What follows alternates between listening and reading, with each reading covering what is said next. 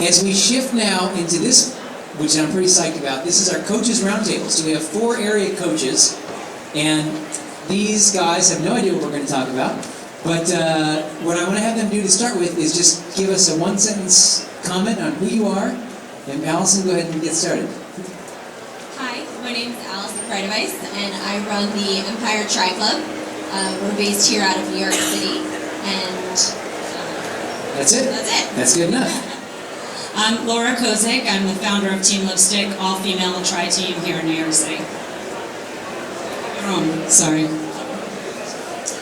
I'm Tim Stockert, and I am an athlete and sort of an all-around kind of helper with Terrier Triathlon Club here in New York City as well. Great. I'm Ramon Vermo. I'm the founder and coach of Try to Be, a long-distance triathlon club here in New York City. Terrific. All right, guys, so thank you all so much for agreeing to participate in our Coaches Roundtable. So let's start with the newbie. So we're going to start asking about the person that's kind of newly getting into this sport. And we're going to start with Allison and Ramon. All right? So Allison and Ramon, we're going to ask this question. So you get somebody who comes in to see you, and they say, hey, listen, you know, I kind of heard about triathlon. I think it may be a good idea for me. My friends are doing it. You know, what are some of the main things as a coach if somebody who's never done this before? What are some of the couple things you kind of think about for somebody that may come to you with that question, Allison? Microphone. Sorry. That's okay. First of all, just finding out a little bit about their interest and their health history and their background. Also finding out a little bit about their schedule. Are they somebody who has all day and all night to train, or are they somebody who works a full-time job and has 3 kids?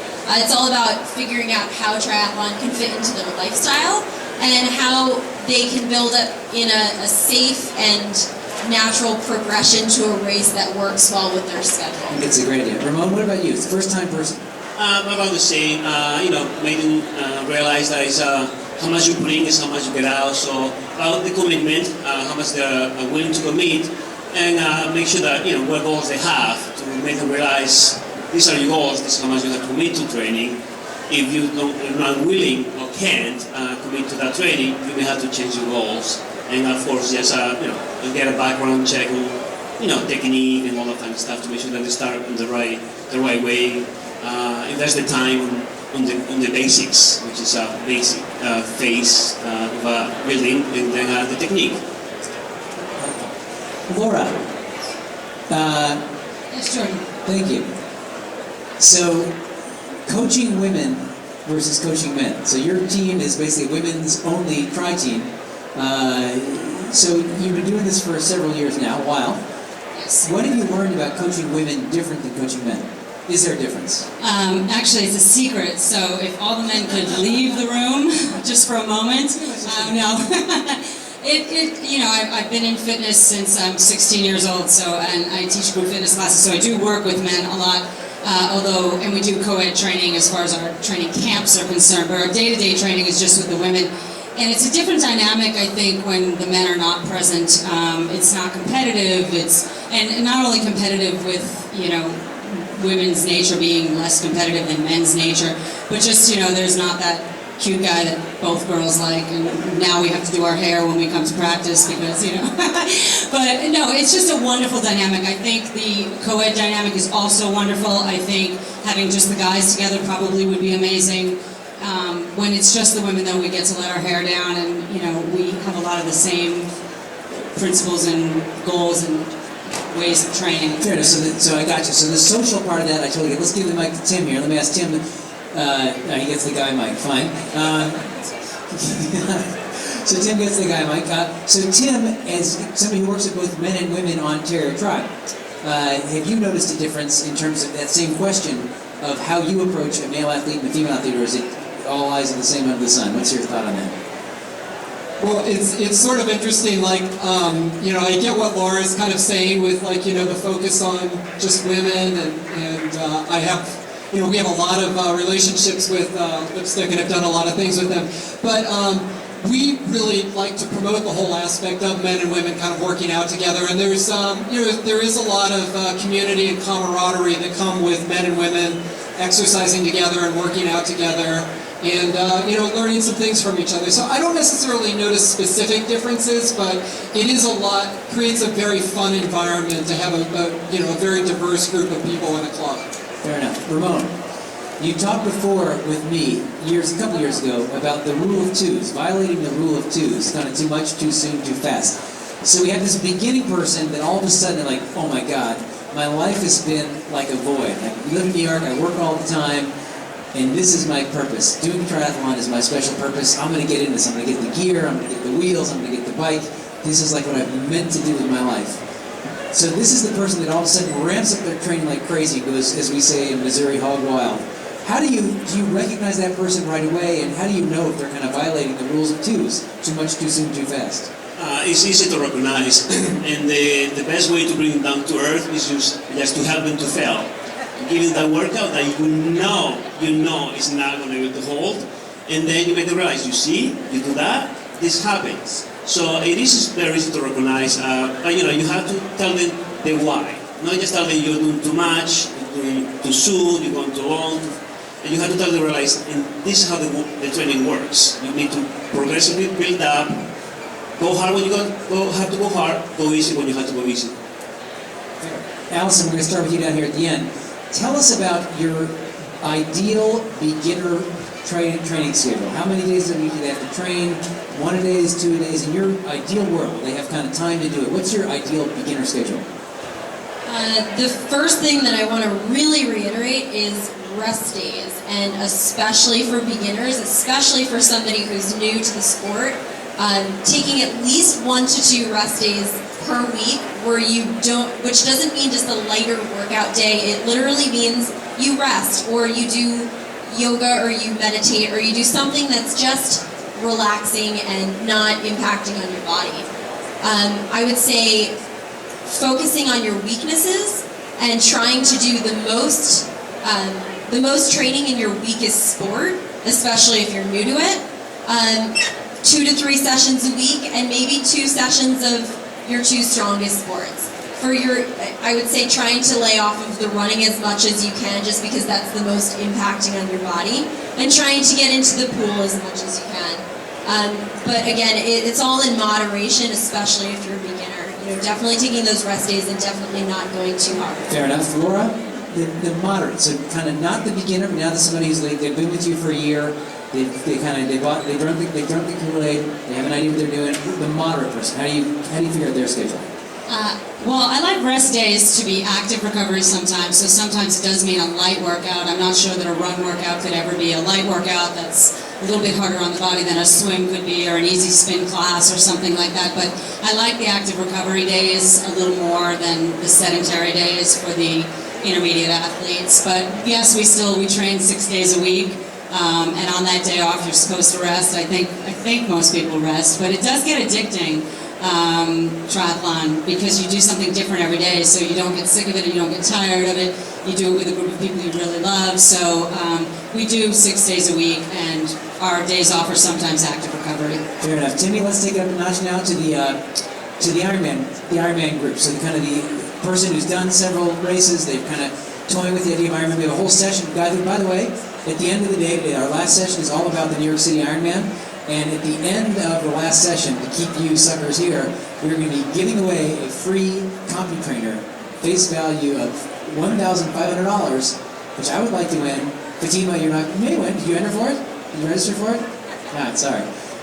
So, Timmy, talk to us about the Ironman person, and how do you get their schedule? So for the Ironman and everything, obviously it's going to take a lot of hours to train for an Ironman. So one of the things that we try to do is that we actually take a look at what your hours are during the week. Like how much time are you spending working? How much time are you spending doing different things during the week? And it really helps us understand what hours you have available for training. And you do have to kind of make a commitment to carving out some time in the morning and sometimes in the evening to do a couple of workouts a day and to fit all that training in. So that's really important. But also with an Ironman, and certainly with all the other distances, and I'm sure my colleagues would agree, you're also starting to look a lot more at other things like nutrition. because you're out there on the bike or out there on the run or whatever doing this Ironman for 10 plus hours a day, up to 17 hours, and it's a long day, and you have to learn and understand a lot about what you need. So you're focusing on a lot of other aspects of the triathlon world, the mental aspects of just sitting on a bike for 5 hours. That can be very, very challenging. So learning how to do some of those things, and there are techniques that we teach people, and we do a lot of longer workouts with athletes. Yeah, that's important. Ramon, tell us about your secrets. So Ramon is a very motivational. If you ever wonder, is Ramon in Central Park, you never have to wonder because you just have to open your ears. You can even have your iPod on and you can hear Ramon through the loudest song you're playing. So you never wonder, Ramon is a motivator. So how do you keep people who want to do Ironman distance, how do you keep them motivated? I love to harass people. I'm getting older, I'm getting slower, so I get my speed through pushing other people around, and I don't even have to sweat a little bit. Part of to be successful in training is to enjoy it, and to take it seriously, but do have fun and smile while you're training. You should, for the Ironman, for the long distance, you should be able to go as hard and as fast as you can maintain a smile. You cannot smile, you're going too fast. You cannot, if somebody talks to you, you do the whole, you're not having fun, you're not a real triathlete. Okay, real triathletes have fun. We love the sport, we don't do it for the medal, we don't do it for anything else but for self-accomplishment. That's my approach. I love to harass it too. Now I think, because I walked by an athlete from one of the teams who's not up here on the panel the other morning in Central Park, and I was kind of riding around, and I was just early in the morning, and he was riding next to me, and I'm like, hey, some person, and a kid, not one of these kids, and I said, hey, how you doing? And she was like, all focused, and she's like, shaking, I'm like, dude, get over yourself, you're slow. All right, here is the last question for all you guys, and so think about this. I want all you to answer this. The dumbest thing I've ever done in triathlon is, because these guys are all people who do the sport as well, they've all made mistakes, so I want to ask them themselves, the dumbest thing, because they've made, the way you learn how to do stuff right is by doing stuff wrong. So anybody want to jump in and say the dumbest thing I've done and I'll start with mine, obviously to give you guys a heads up. So I got into Kona through Triathlete Magazine to kind of do a whole story on doing Kona. It was 2005, and I was there, and I was all set, and people, and like the fittest people in the world, and I was like, oh my God, am I going to make this? And I got down there, and I was all set, and just about ready to get in the water, and I said, oh shit, I forgot my fuel, and all my stuff was in my refrigerator in my room, so I had to kind of jump out of the thing, run back up to the hotel, grab my stuff, throw my bottles in the transition. I barely made it for the swim start barely. I was like, that is one of the dumb mistakes I've made in triathlon. So with that, anybody else made any dumb mistakes, or just me? I think I made all of mine in my first triathlon. No, but definitely the biggest one I ever made, and I always say this to the girls on my team, but I never did an open water swim until I got to the start line of my first race, and I realized, oh yeah, there's no blue line on the bottom, and oh, this is cold, and oh, it tastes funny, and oh, so I think doing the open water swim in practice prior to your race, but also doing it as the practice in the morning. If the race allows you to jump in and swim a little bit, I force everyone into the water, do that little swim before the race, and then once the gun goes off, you're calm. Did you freak out during your first swim or not? Oh, it was breaststroke all the way, yeah. There was no blue line, I had to see where I was going. I coached myself, so I'm much better now. Who else? Anybody admit their mistakes? Tim? Never made a mistake? Make it big. But I think my first year, I come from a running background, and I used to suck. I still suck as a swimmer, but I don't suck as much. And biking, you push it along. So, but I was a runner, and so for me, it's like I cannot wait to get to the ground.